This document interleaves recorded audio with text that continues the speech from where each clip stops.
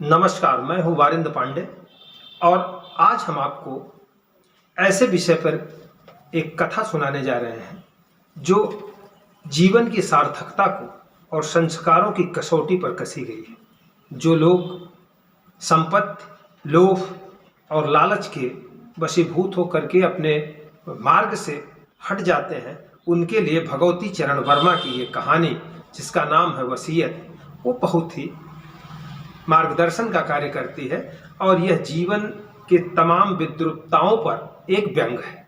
मित्रों, वसीयत के लेखक आचार्य चूड़ामणि मिश्र बीएचयू में रीडर हैं और उनके एक मित्र लेक्चरर, जिन्हें वो बुलाते हैं और जब वो अपने जीवन के महायात्रा पर निकलने के लिए एकदम तैयार होते हैं, यानी मृत्यु शैया पर पड़े होते हैं, उस समय वो उन्हें बुलाकर अपनी एक वसीयत सौंपते हैं। उस वसीयत में उन्होंने जो लिखा है, मैं वो आपको बताता हूँ। वैसे तो ये कहानी बड़ी दिलचस्प है, पढ़ने लायक है और सबको पढ़ना चाहिए, लेकिन उसका जो मूल कहानी की आत्मा है, हम उस पर चर्चा कर रहे हैं। अपने पहले अनुच्छेद में आचार्य चूड़ामणि मिश्र लिखते हैं कि मेरी पत्नी से मेरी कभी नहीं बनी, वो झूठ बोलती है, चटोरी है। मैं जीवन भर दाल भात और सत्तू खाकर जीवन बिताया, किंतु वो मेरे पीठ पीछे मलाई और रबड़ी खाती थी।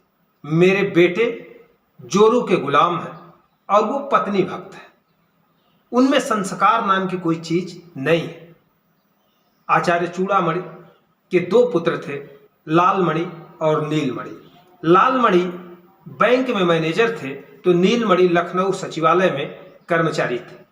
मित्रों, अपनी वसीयत में वो लिखते हैं कि मेरी मृत्यु के पश्चात मेरा अंतिम संस्कार पूरे धार्मिक रीति रिवाज से होना चाहिए और इसके लिए जरूरी है कि जो सिखा और जनेऊ धारण करे वही मेरा जो है अंतिम संस्कार करेगा। मैं अपने अंतिम संस्कार के लिए, उन्होंने यह भी लिखा अपनी वसीयत में कि 50,000 रुपये मैं अलग निकाल के रख दिया हूं।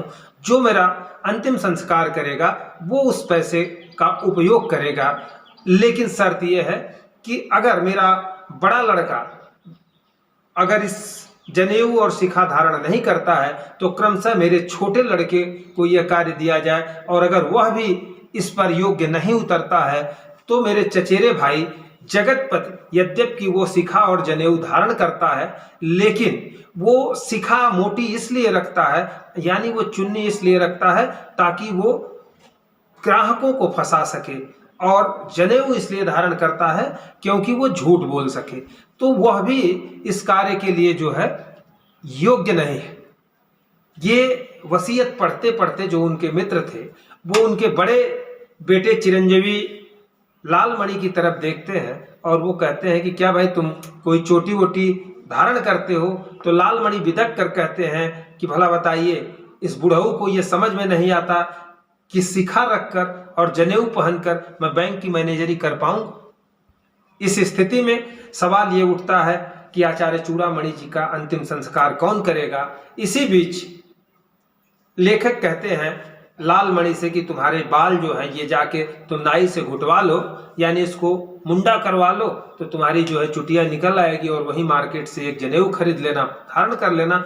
ऐसा सुनना था कि वो तुरंत दौड़े भागे शहर की तरफ जाते हैं और अपने बाल को घुटवाकर और एक चुटिया पहन के आ जाते हैं।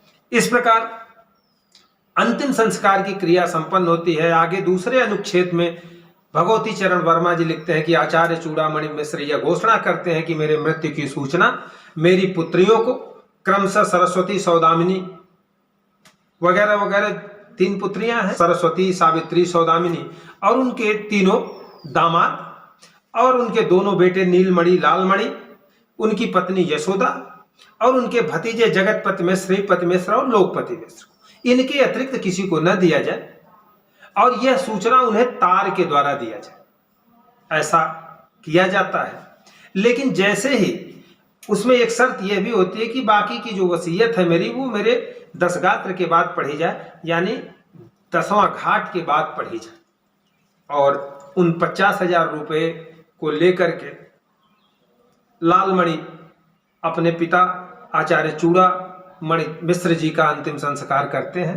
कहने का मतलब ये है कि उन्हें अपने परिवार के एक एक लोगों के बारे में पता था। उन्होंने अपनी पत्नी के बारे में कहा कि वो चटोरी थी, वो कर्कशा थी, उसका कभी उनसे नहीं जमा। और अपने पुत्रों के बारे में उन्होंने बताया कि मेरे दोनों पुत्र हमेशा अपने पत्नी के भक्त रहे, पत्नी की बात मानते थे, वो कभी पारिवारिक विषयों पर या उनके अनुकूल नहीं रहे, इसलिए उनको ये वसीयत लिखने की जरूरत पड़ी।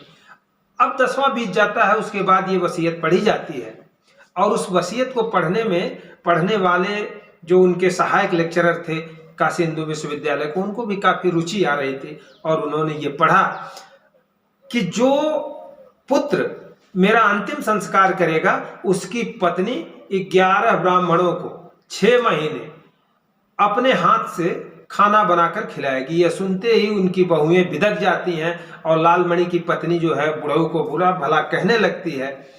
तो ये सुन करके कि 50,000 रुपये जो अंत्येष्टि के लिए रखे गए थे उसमें से जो बची हुई रकम है वो अभी उसी को मिलेगा, यह सुनकर उनकी दूसरी जो बहू है वो कहती है कि इसमें कोई बड़ी बात नहीं है, मैं खाना तो बना सकती हूँ। तो इस तरह से जो है बहुओं में भी आपस में इस बात को लेकर के कांव होती है। और जब उसके आगे की वसीयत पढ़ी जाती है तो ये चाव उनके दामादों में शुरू हो जाती है और तीनों बेटियां भी लड़ना शुरू कर देती हैं। लेकिन आचार्य चूड़ामणि अपनी इस वसीयत में सबके लिए कुछ न कुछ जो है वो देते हैं और ये लिखते हैं कि मेरी जो पत्नी है इसका अपने बच्चों के साथ नहीं निभेगा, क्योंकि ये जबान की खट्टे मीठे खाने वाली है, इसलिए 2 लाख रुपए उसके लिए भी निकाल कर रखते हैं। जो पत्नी थोड़े देर पहले गाली दे रही थी कि बुढ़ऊ मरते समय भी मेरे बारे में न जाने क्या क्या लिख कर गए हैं, वो 2 लाख रुपए पाते ही प्रसन्न चित्त हो कमल बदनी की तरह से खिल जाती है। अर्थात मित्रों, वसीयत कहानी ये हमें संदेश देती है कि संपत्ति का लोभ और अपनी अकर्मण्यता को लोग धन की लोलुपता में किस तरह से भूल जाते हैं और धन लोलुपता के पीछे कैसे दौड़ते हैं। लेकिन जब वहाँ उनके संस्कारों को, कर्मों की और उनकी कर्मठता की बात आती है तो वो पीछे हो जाते हैं। आप सभी लोगों से मेरा निवेदन है कि भगवती चरण वर्मा द्वारा लिखित वसीयत कहानी को जरूर पढ़ें, क्योंकि ये कहानी पारिवारिक जीवन जीने की एक कला सिखाती है और जीवन की विद्रुपताओं पर एक व्यंग करती है। नमस्कार मित्रों।